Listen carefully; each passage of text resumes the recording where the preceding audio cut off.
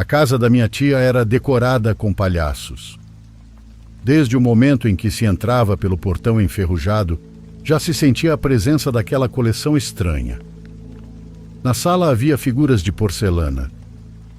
Eram alguns palhaços de rosto triste, outros com sorrisos congelados e olhos vítreos que pareciam seguir qualquer um que passasse. Nas prateleiras ao lado dos retratos da família, alinhavam-se palhaços de pelúcia já desbotados, com o tecido gasto e os chapéus tortos, envelhecidos junto com a própria casa. Nas paredes pendiam quadros baratos com ilustrações de circo, alguns coloridos, outros com traços toscos, como se tivessem sido tirados de um sonho estranho. Até no banheiro havia uma cortina de plástico estampada com palhaços, daqueles que sorriem tanto que chegam a incomodar. Nem todos causavam medo, mas juntos criavam uma atmosfera pesada, como se a casa te observasse por todos os lados, com todas aquelas caras pintadas. A história de como minha tia começou a colecionar palhaços eu conhecia bem. Ela gostava de repeti-la sempre que alguém com um olhar de incômodo se atrevia a perguntar por que tinha tantos. Ela sempre contava sobre um palhaço que ganhou em uma feira. Dizia isso desde criança, como uma lembrança alegre em meio a tantas coisas tristes.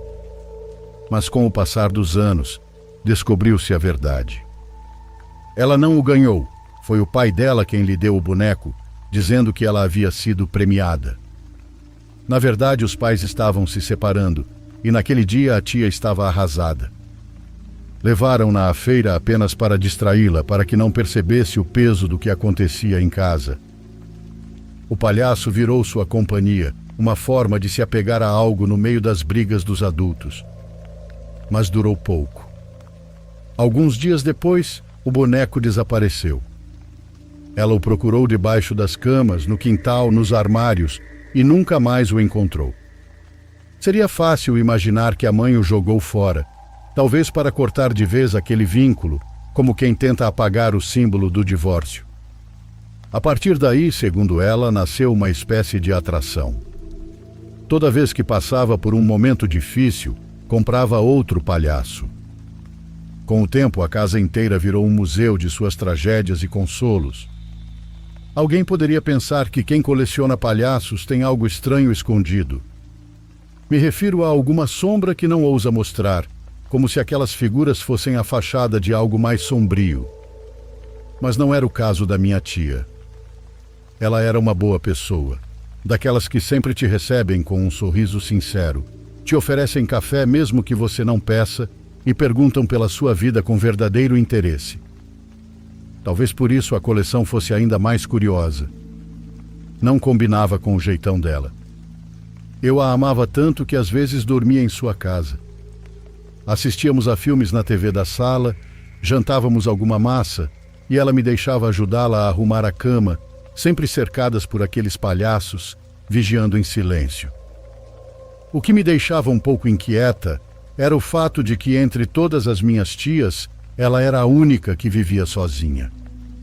Não vou dizer que tenho medo de palhaços, mas eles também não são minha coisa favorita. Eles me incomodam como quando alguém te encara tempo demais no transporte público. Acho que por isso nunca me ocorreu dar um de presente para minha tia. Sempre que via um na rua, numa feira ou numa barraca, desviava o olhar rápido, sem saber por quê. Até que um dia vi um que me chamou a atenção. Eu estava distraída, olhando pela janela do ônibus, e acabei passando do ponto.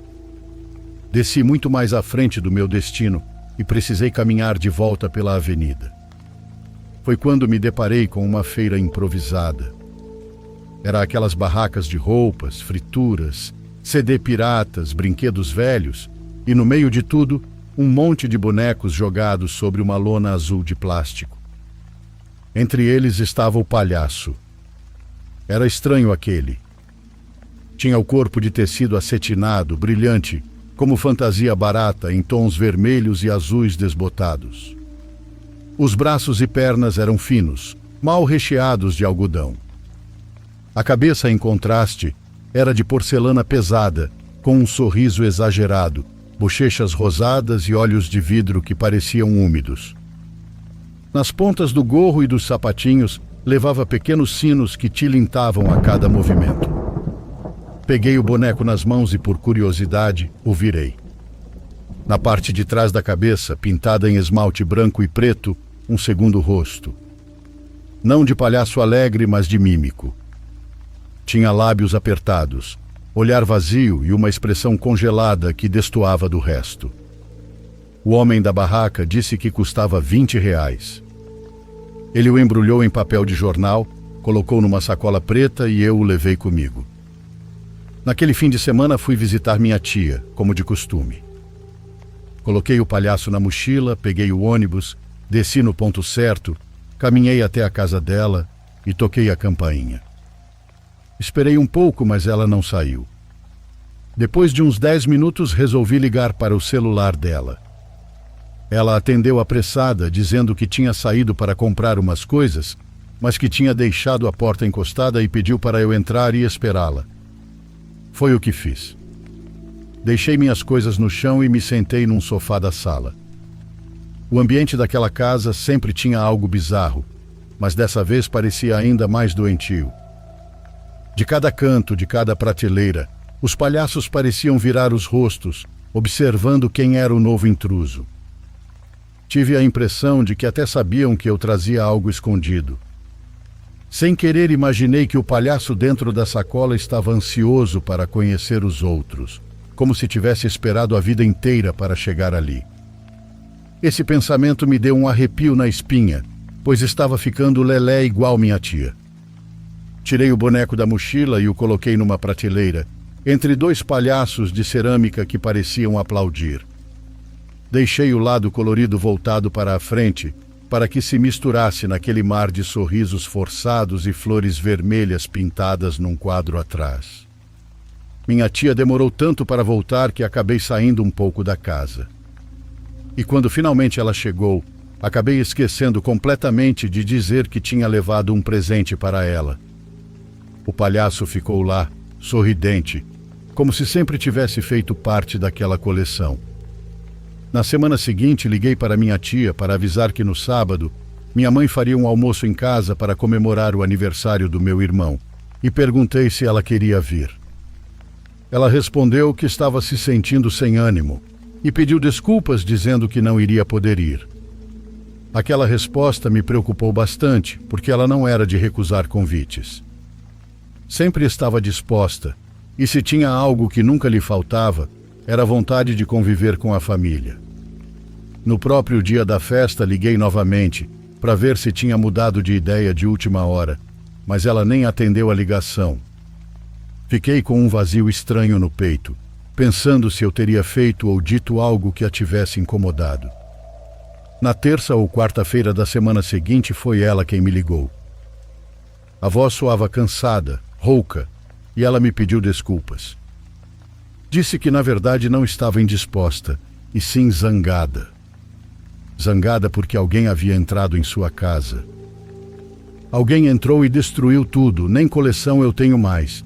Deixaram tudo em pedaços, me disse com essas palavras. Ela me contou o que viu ao chegar do trabalho na segunda-feira.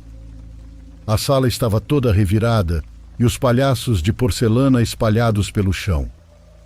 As caras estavam partidas ao meio, os olhos de vidro rolando como bolinhas e o enchimento branco se espalhando em tufos, como se fossem tripas. Alguns tinham o tecido acetinado rasgado, revelando os arames finos que serviam de estrutura. Os sorrisos pintados estavam estilhaçados com rachaduras finíssimas que deixavam os rostos ainda mais deformados. Não aguentei ouvi-la assim e larguei o que estava fazendo.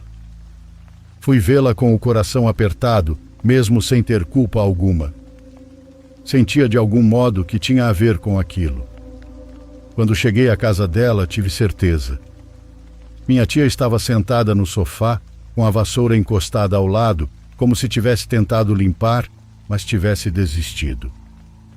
Apontou para as prateleiras vazias, cobertas de pó e pequenos cacos de vidro que brilhavam na pouca luz que entrava. Olha só, deixaram apenas um. Só sobrou um. Disse isso num suspiro tão longo que pareceu levar junto um pedaço da vida dela. E lá estava ele, sobre a prateleira, intacto. O único sobrevivente era o palhaço que eu havia comprado no brechó. E nem lembro de onde esse veio, ela comentou. Mostrou-me então os sacos pretos de lixo empilhados junto à porta, cheios de destroços. Faziam barulho de vidraça quebrada quando se moviam. Um nó subiu à garganta porque eu sabia que precisava dizer a verdade. Fui eu quem colocou aquele palhaço na coleção dela. Eu o havia comprado em um brechó sem pensar muito e achei fácil deixá-lo ali, disfarçado entre os outros. Fiquei com uma culpa estranha, como se eu mesma tivesse quebrado cada peça com um taco. Quando contei, ela começou a chorar. A abracei, segurei sua mão e pedi sinceras desculpas. Entre soluços, ela disse que não havia motivo para eu me preocupar, que nem estava brava comigo. É que não era boa ideia colocar um palhaço usado. Todos os meus eram novos, comprados direto da loja. Mas não tem problema, você não sabia, e eu nunca te contei. Naquela noite, ao ir embora, levei o palhaço comigo. Não podia deixá-lo ali. O enrolei em uma sacola de compras e o joguei numa lixeira na rua em frente a uma barbearia. Ouvi quando caiu no fundo, com um leve toque de guizo. Fiquei de boa, acreditando que tudo terminaria ali. Mas cerca de 6 dias depois recebi uma mensagem da minha tia. Era uma foto. As prateleiras continuavam vazias, pois ela não tinha coragem de colocar nada. Nem um vaso, nem uma foto. Mas não foi isso que me arrepiou. No centro da prateleira estava o palhaço, com o rosto colorido voltado para frente, exatamente como antes. Era o mesmo que eu havia jogado fora. Aquela porcaria cumpria todos os requisitos de um objeto amaldiçoado, principalmente o mais claro: não poder se livrar dele. Eu achava que essas coisas só aconteciam em filmes de terror baratos, mas vivi isso na pele. Uma vez, inclusive, eu joguei num terreno baldio, perto da rodoviária, convencido de que lá ele ficaria.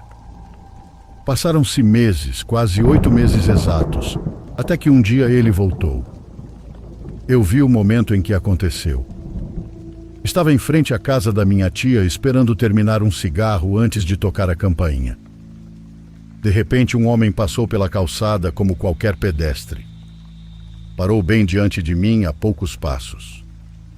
Sem dizer uma palavra, tirou a mochila do ombro, abriu o zíper, enfiou a mão dentro e tirou algo. Com toda a calma, arremessou o objeto contra a fachada, como quem joga uma bola de papel. Era o palhaço. O tecido estava amassado, mas o rosto de porcelana não tinha um arranhão sequer. Minha tia não teve escolha a não ser colocá-lo de volta na prateleira. Desde então ele ficou lá. Ela dizia que se não o movesse de lugar, nada acontecia. Chegou um tempo em que pensamos até que ele protegia a casa.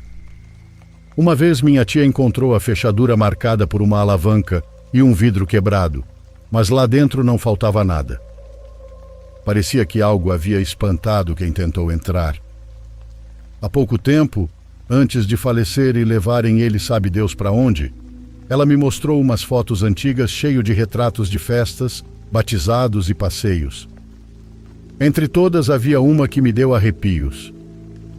Era uma foto muito antiga do dia da feira. Juro que senti calafrios porque nela minha tia abraçava o brinquedo que tinha ganhado naquele dia. Mas não era o boneco que ela sempre me descreveu. Realmente não era o mimo. Fui direto até a prateleira e peguei aquele com cuidado. O levantei e mostrei para minha tia. Tia, você não acha que é este o que você perdeu? Perguntei. Ela ficou em silêncio por um instante. Depois disse que não tinha como ser. Voltei para casa com essa ideia girando na mente. Bom, como eu disse, minha tia já faleceu e o boneco não ficou na casa dela. Não sabem para onde foi nem quem levou ele. De qualquer forma, espero que aquela coisa não volte para me assombrar. Obrigada por me ouvirem. E desculpa se o relato ficou grande.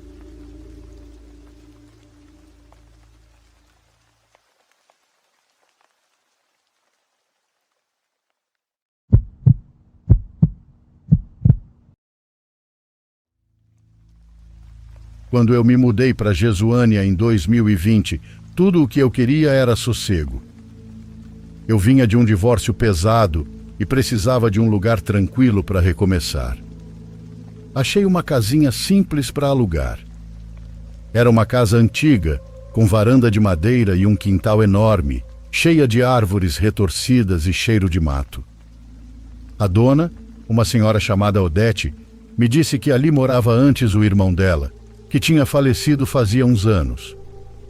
Perguntei o motivo da morte e ela só respondeu: tristeza. O único vizinho próximo era um homem chamado Arlindo. Morava uns 200 metros adiante, numa casa de tijolo sem reboco. Um sujeito estranho, calado, sempre de boné e camisa comprida mesmo no calor. Tinha um fila enorme que passava o dia preso, mas que à noite eu ouvia solto rondando o mato. Os uivos dele ecoavam pela serra e às vezes vinham misturados com outros sons que eu não conseguia identificar. As primeiras semanas foram normais.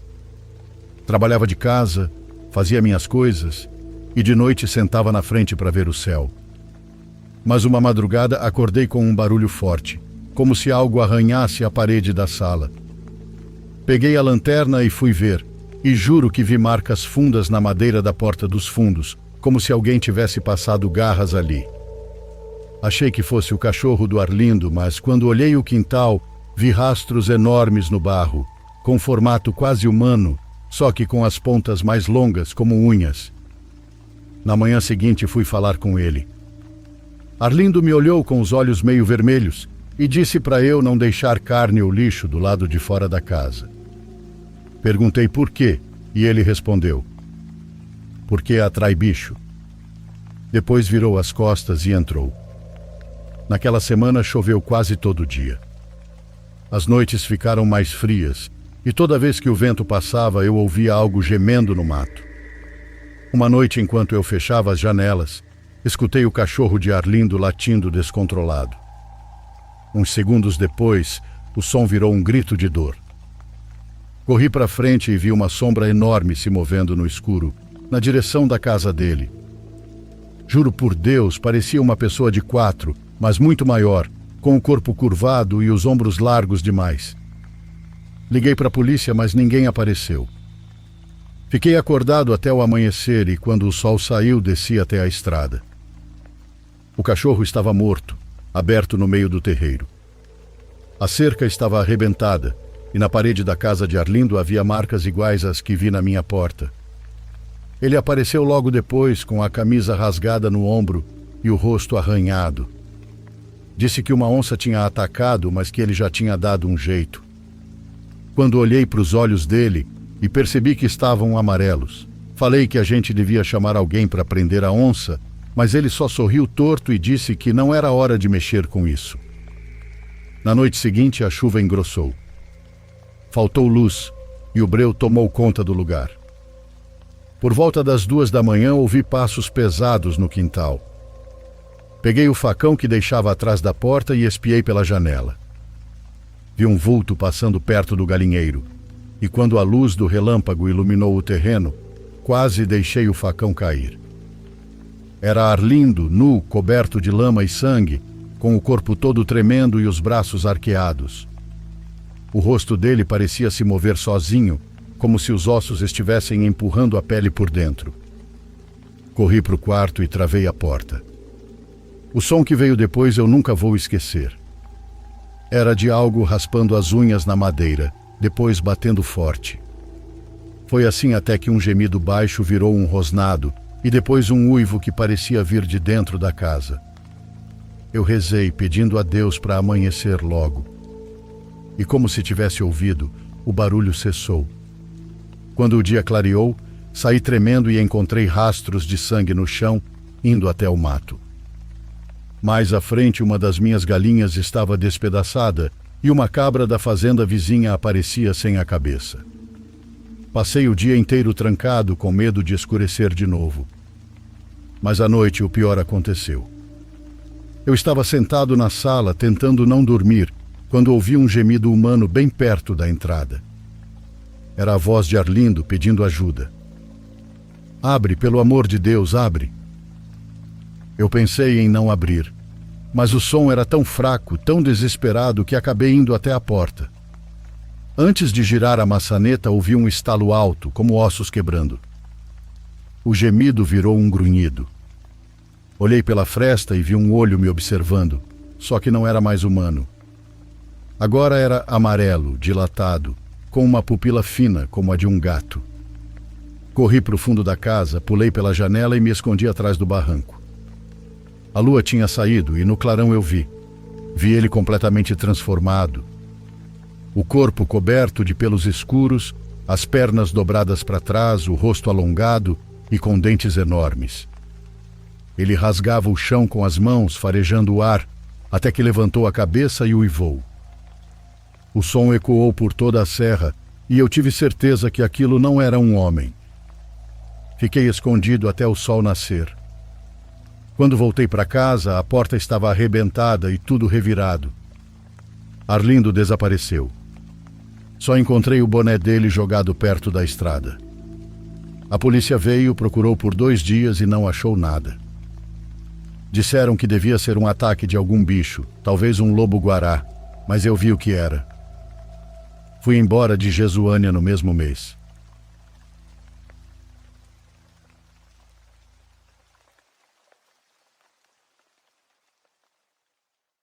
Por favor, curta e se inscreva se você estiver gostando. Agora continuamos.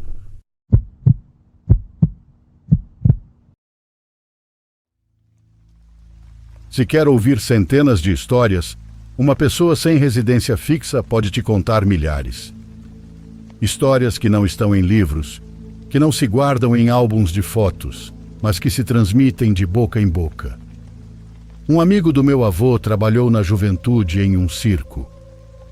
Chamava-se Rafael e, embora já velho não se movesse tão bem, ainda tinha aquele tom de voz áspero. É o tipo de voz de quem dormiu sob lonas úmidas e caminhões caindo aos pedaços, um verdadeiro sobrevivente. Ele tinha histórias para tudo. Sobre acidentes, brigas entre malabaristas e elefantes que fugiam. Porém, as que eu mais gostava eram as de terror. Essas ele contava com um cuidado especial. Baixava a voz, olhava de soslaio e soltava as frases como se fossem segredos. Contava que viajava com um circo itinerante que ia de povoado em povoado por todo o país. Naqueles tempos, a vida na estrada era duríssima.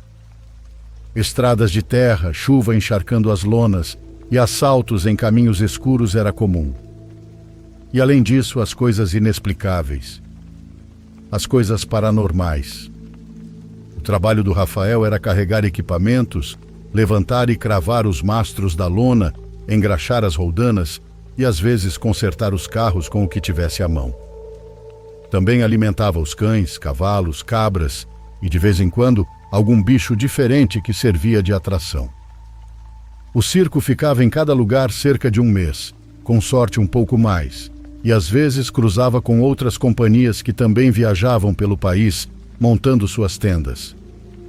Uma vez, contou Rafael que cruzaram com um circo estranho, diferente de todos os que já haviam visto. A principal atração era uma criatura em exibição. Não era um animal, não era um truque, era uma pessoa. Ou algo que um dia já tinha sido. Tinha cabeça humana, mas o resto do corpo era o de uma centopeia grotesca, com patas longas e finas que se moviam descontroladas. Diziam que era real, e comentava-se que onde quer que aquela companhia passasse, desaparecia gente. Sempre alguém do povoado sumia, alguém que nunca mais voltava para casa. No circo de Rafael, todos recebiam o pagamento no domingo à noite. Era o costume. Terminava o espetáculo, dividiam o dinheiro e logo saíam para festejar. A segunda-feira era o dia de descanso para dormir a ressaca e recomeçar na terça. E ali mesmo, naquela companhia, havia um bordel sobre rodas. Um trailer adaptado com cortinas, catres e mulheres que viajavam com eles e que acabavam ficando com a maior parte do que os homens ganhavam. Rafael sempre dizia que uma das coisas mais horríveis que tinha visto em toda a sua vida foi a morte de uma pessoa, ao vivo, e que nunca conseguiu esquecer. Aconteceu justamente na madrugada de uma segunda-feira. Ele e alguns companheiros estavam voltando de uma noite inteira de bebedeira. Todos estavam em péssimo estado. Os que ficaram até o fim da festa, um palhaço, um bailarino e um homem que treinava os cães, mal conseguiam se manter de pé. Entre risadas tortas e tropeços, foram se jogar no vagão onde ficavam os animais do circo. O chão estava coberto de serragem, fezes e restos de comida com cheiro forte. Era o único lugar aberto àquela hora. Os dormitórios estavam trancados com cadeado. Rafa, meio dormindo, meio desperto e completamente bêbado, ouvia os roncos e murmúrios dos outros. De repente sentiu o vagão balançar como se alguém tivesse subido. O rangido metálico da estrutura o tirou do entorpecimento. Levantou a cabeça e viu uma silhueta que não reconheceu, carregando algo pesado. O vagão inteiro rangia a cada passo. A pessoa trazia um malho nas mãos. O que aconteceu foi rápido, mas na memória dele ficou como em câmera lenta. A figura levantou o malho sobre a cabeça e o deixou cair, direto sobre o palhaço que dormia a poucos metros. Rafa dizia que nunca ouviu um som igual. Não foi um grito que o despertou de vez, mas o silêncio imediato que se seguiu. Era aquele tipo de silêncio que se sente na pele, como se todos soubessem que o que acabara de acontecer não tinha volta. O corpo do palhaço ficou ali por alguns segundos, até que alguém, provavelmente a mesma pessoa que usou o malho, o arrastou para fora. Ninguém chamaria a polícia por um morto num circo ambulante, ainda mais com todos os rumores que corriam sobre aquela outra companhia. Na manhã seguinte, logo ao amanhecer, o circo dos monstros foi embora. O amigo do meu avô dizia que, por mais que tivessem procurado, a companhia de Rafael nunca descobriu o que aconteceu com o palhaço. Nunca souberam quem o matou, nem encontraram o corpo. A coisa mais estranha, porém, aconteceu quando estavam prestes a partir. A caravana já estava pronta. Animais carregados, lonas dobradas, caminhões alinhados, a poeira subindo com o esforço dos cavalos e os motores velhos roncando. Despediu-se do povoado como sempre, prometendo voltar dali a alguns anos. O que viram enquanto se afastavam desafiava qualquer explicação. O palhaço estava lá, no meio da estrada. Não era uma lembrança, era ele de pé, cambaleando como se estivesse bêbado. A cabeça afundada, esmagada e ainda assim se movendo. Erguia os braços e fazia gestos como se pedisse para não ser abandonado. Vários desceram dos carros, incrédulos, e se aproximaram para ver melhor. O palhaço olhou para eles com aquele sorriso que agora parecia mais triste do que nunca. E sem dizer uma palavra virou-se, caminhou pelo mesmo caminho de terra e entrou entre as árvores. Mais adiante, desapareceu. Os que voltaram estavam pálidos, tremendo, e contaram imediatamente o que tinham visto. Então todo o circo, um por um, levou a mão à testa e fez o sinal da cruz. Ninguém disse mais nada. Nunca mais mencionaram o nome dele. 5 anos se passaram até que voltassem a cruzar com aquela outra companhia, a do Circo dos Monstros. 5 anos era o tempo que levavam para percorrer quase todo o estado. Para surpresa de todos, no primeiro dia houve um morto, um contorcionista. Encontraram vestígios de que havia morrido do mesmo jeito que o palhaço, um golpe que esmagou sua cabeça de uma forma que ninguém quis descrever em detalhes. O mais lógico seria pensar que foi alguém do vilarejo ou um inimigo do circo. E motivos não faltavam, pois sempre há gente maldosa ou simplesmente cansada do barulho e da música dessas companhias. Mas Rafa sabia que não era isso. Pensou naquilo durante 5 anos, e reencontrar o outro circo confirmou suas suspeitas. Esse foi o último ano em que Rafael viajou com o circo. Desceu em Sergipe, onde conheceu aquela que seria sua esposa por muitos anos, e fez amigos, entre eles o meu avô. Muito tempo depois, encontrou em um bar um homem de outro circo, um daqueles que diziam ter trabalhado com o Centopeia Humana. Conversaram por horas, trocando lembranças, até que Rafael, com a confiança do momento, perguntou: "E por que você os abandonou? Por que saiu do circo?" O homem o olhou fixamente com os olhos apagados e respondeu: "Porque numa turnê mataram meu irmão." Rafael se ajeitou na cadeira intrigado. "Foi com um golpe na cabeça?" O homem ficou calado, como se arrependesse de ter dito aquilo. "Por acaso foram vocês que mataram o palhaço em tal cidade?" perguntou então o amigo do meu avô, baixando a voz. O outro permaneceu em silêncio por um tempo, até finalmente dizer: "Foi um desperdício, porque aquele monstro não gostava de comer palhaços." Rafael respirou fundo, se levantou e foi embora. De que monstro aquele cara estava falando? Só Deus sabe, e até Rafael ficou com a curiosidade. Essa história ainda me dá arrepios toda vez que me lembro. Foi um prazer compartilhar com vocês.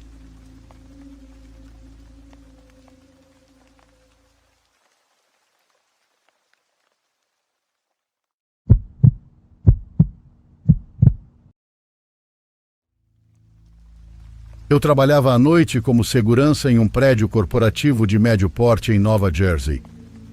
Na maior parte do tempo, as noites eram entediantes, silenciosas e sem incidentes.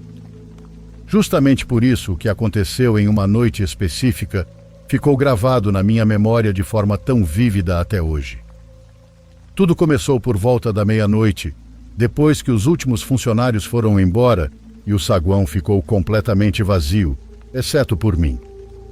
Era só eu e o brilho dos monitores de segurança. Meu trabalho era monitorar as câmeras, fazer algumas rondas pelo prédio, registrar qualquer ocorrência e basicamente ficar atento a algo incomum. Naquela noite eu seguia minha rotina normal, observando as imagens dos elevadores, dos corredores e do estacionamento subterrâneo, quando percebi uma figura se movendo entre os carros nas câmeras do andar inferior.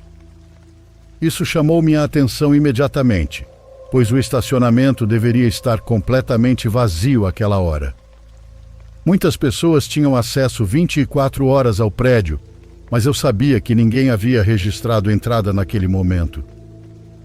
No começo pensei que pudesse ser um dos técnicos de TA do turno da noite ou alguém da equipe de limpeza.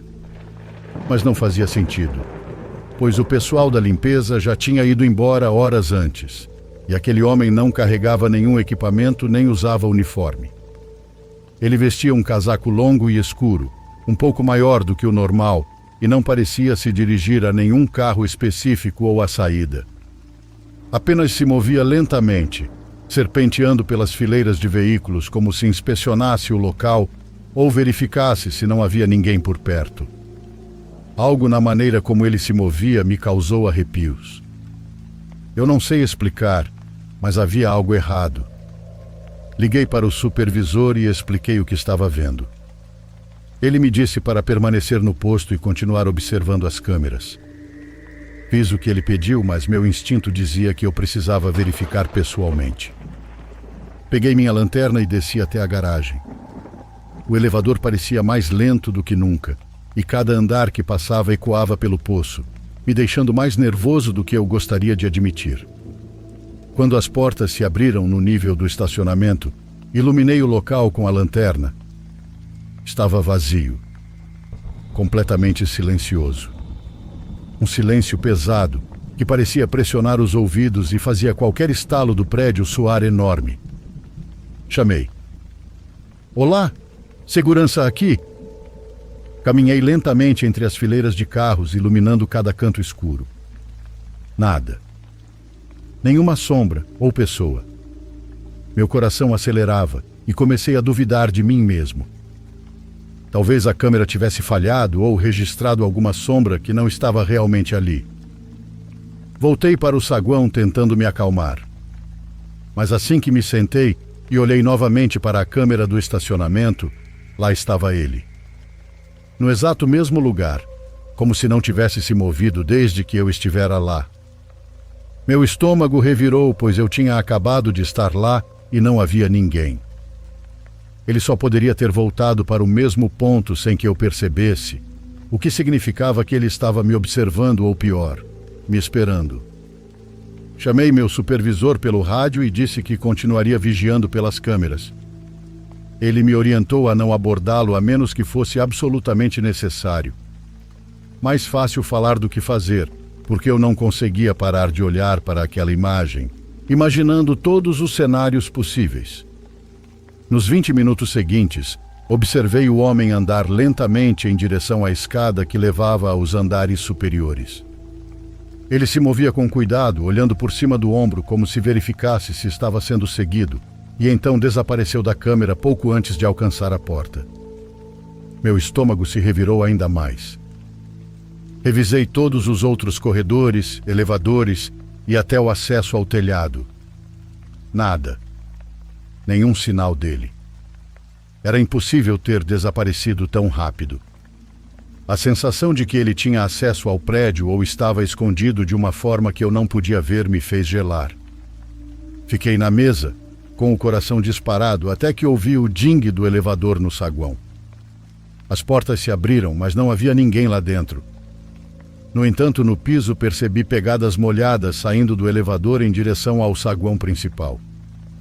Pegadas descalças. Aquilo estava errado em tantos níveis. Fazia frio lá fora e, para andar assim, ele teria tirado os sapatos de propósito. Fiquei paralisado. Se ele estava dentro do prédio agora, podia estar em qualquer lugar. Cada sala, destrancada ou depósito era um possível esconderijo. Liguei para a patrulha terceirizada que ficava fora do prédio e considerei me trancar no saguão. Mas algo em mim dizia que eu precisava fazer uma ronda e confirmar a situação, o que, olhando para trás, provavelmente foi um erro.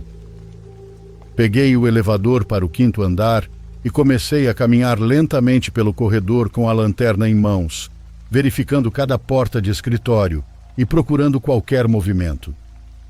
Cada estalo do prédio me fazia pular. No meio do corredor vi uma das portas entreaberta. Isso era algo impossível, já que todas deveriam estar trancadas à noite. Empurrei a porta com a lanterna iluminando o interior. O escritório estava vazio, apenas um monitor de computador em modo de espera e uma cadeira encostada na mesa. Nada mais. Saí de volta para o corredor e congelei ao ouvir passos atrás de mim. Não eram os meus. Eram passos molhados e irregulares avançando rápido na minha direção. Meu coração subiu à garganta. Girei a lanterna pelo corredor e no final dele vi um vislumbre do casaco escuro.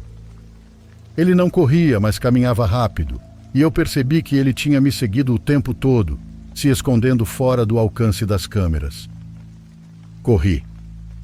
Disparei pelo corredor em direção à escada, mal percebendo o corrimão batendo no meu braço enquanto passava. Os passos me seguiam, próximos o suficiente para que eu os ouvisse claramente. Eu não fazia ideia de como ele havia entrado, nem do que queria, e o pânico era sufocante. Entrei na escada, escorreguei por alguns degraus e bati a porta atrás de mim, enquanto os passos ecoavam no andar acima. E então pararam, abruptamente. Fiquei ali, tremendo por vários minutos, tentando recuperar o fôlego e me convencer de que tinha imaginado tudo.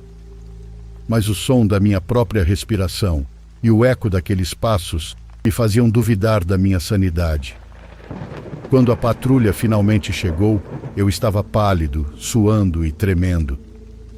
Fizemos uma varredura juntos, andar por andar, sala por sala. O estacionamento estava completamente vazio.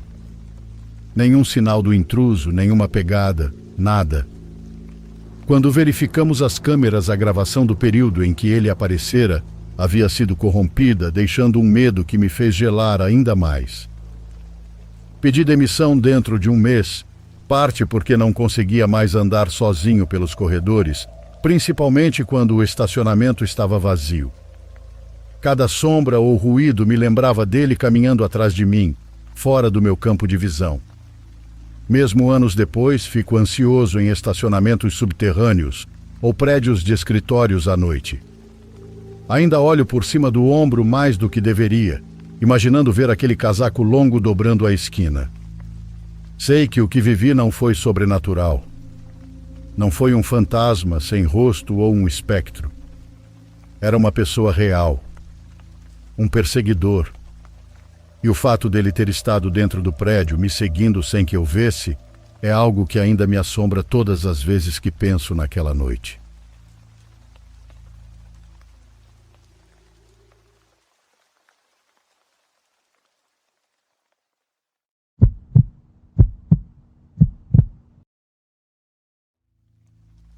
Isso aconteceu comigo há alguns dias. Era a minha primeira noite de treinamento como segurança móvel. Antes de contar a história, só quero esclarecer que um segurança móvel é basicamente um vigilante que dirige um veículo e faz visitas a locais onde o cliente precisa de segurança. Neste caso, era na área da Grande Toronto, mas o incidente aconteceu em uma farmácia em Mississauga. Era minha primeira noite e meu supervisor era um cara gente boa, me mostrando como fazer as patrulhas, preencher relatórios, desarmar alarmes de incêndio e assim por diante. Normalmente, se um alarme dispara, a central nos avisa pelo rádio e pede que a gente vá até o local onde o alarme está tocando.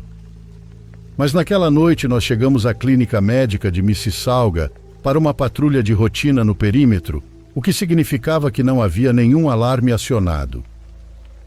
Chegamos lá por volta de 1h15 da manhã para verificar se estava tudo normal, mas assim que saímos do carro e nos aproximamos do prédio, algo estava muito errado. Primeiro, o portão da garagem subterrânea estava aberto. Segundo, a porta da frente do prédio estava arrombada. Meu supervisor olhou e falou: "Que porra é essa? Como isso é possível?" Se alguém arrombou, o alarme devia estar disparado. Eu não sabia como reagir, já que era minha primeira vez naquele local e, segundo meu supervisor, esse contrato era novo para a empresa de segurança onde eu trabalho. Entramos no prédio com cautela e, de repente, ele diz: "Olha o elevador, ele está subindo e descendo sozinho." Eu achei que ele estava brincando, mas não estava. O elevador realmente estava se movendo do G1 para o 2, depois 3 e parou no 4º andar, que era o último. Perguntei se ele achava que tinha alguém lá dentro. Ele imediatamente fez que sim com a cabeça e puxou o bastão. Naquele momento eu comecei a passar mal, sentindo um nó no estômago e respirando fundo. Eu já estava odiando aquele trabalho e não queria estar ali. Mesmo assim, entramos no elevador e fomos direto para o último andar. O pressentimento ruim só aumentava e a adrenalina corria pelo corpo antes das portas se abrirem. Enquanto subíamos cada andar, eu pensava: e se acontecer alguma coisa? E se essa pessoa, ou seja lá o que for, não quiser sair sem brigar e atacar a gente quando as portas abrirem? Por sorte, quando chegamos ao 4º andar, não havia ninguém na nossa frente. Mas estava extremamente escuro. Acendemos as luzes e começamos a verificar as salas daquele andar. Meu supervisor me mandou ficar junto dele, dizendo que até ele estava desconfortável. Ele falou: "Fica junto de mim e se prepara para pegar esse filho da mãe." Por sorte, não havia ninguém. Ficamos chocados e sem entender o que estava acontecendo até ouvirmos passos descendo a escada. Estávamos prestes a abrir a porta do acesso às escadas e correr atrás de quem fosse, mas de repente os passos pararam. Ficou um silêncio pesado. Só dava para ouvir a nossa própria respiração. O que meu supervisor disse pelo rádio à central, eu nunca vou esquecer. Aquilo ainda ecoa na minha cabeça. A4 chamando-se 25, câmbio. Despacho, precisamos de reforço imediato. Tem alguém no prédio com a gente, está escondido lá embaixo, possivelmente armado e esperando para emboscar a gente. A central então respondeu dizendo para ficarmos onde estávamos e não tentarmos abordar o suspeito, ou seja lá quem fosse, porque o reforço já estava a caminho. Nesse momento, meu supervisor começou a entrar em pânico, e isso só piorava a situação. Ele é quem deveria liderar e manter a calma, mas eu não o culpo. Aquilo era assustador demais até para mim.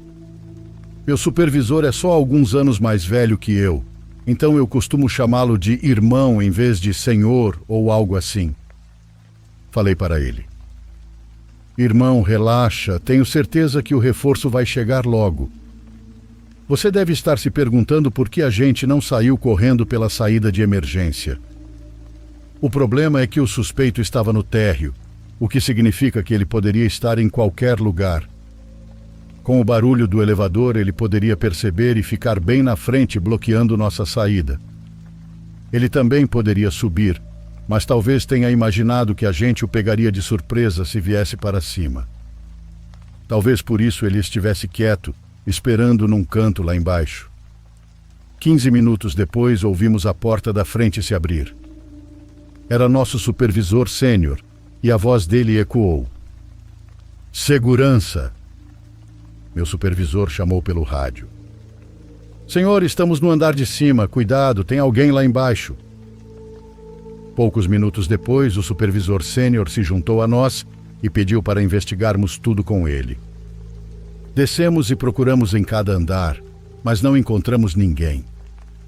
Quando estávamos no terceiro andar verificando salas e banheiros, ouvimos de novo a porta da frente se abrir e passos correndo lá fora. Não fomos rápidos o suficiente para ver quem era, porque quando chegamos ao térreo, a pessoa já tinha sumido. Meu supervisor e eu ficamos em choque. Nós tínhamos revistado tudo e não achamos ninguém. Ou essa pessoa tinha um esconderijo muito bom, ou aquele centro médico é assombrado. Eu nunca vou saber a verdade, mas essa foi de longe a experiência mais assustadora da minha vida. E neste fim de semana, estarei lá de novo para uma visita ao local, mas desta vez sozinho, já que meu treinamento terá terminado.